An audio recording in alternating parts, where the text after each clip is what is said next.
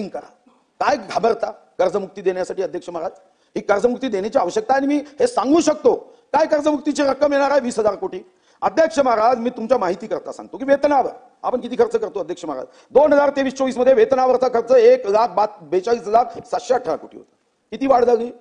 2024-25 मध्ये त्याच्यामध्ये वाढ झाली 16,316 कोटींनी आणि खर्च झाला 1,59,34 कोटी. आता 25-26 मध्ये किती वाढ केली?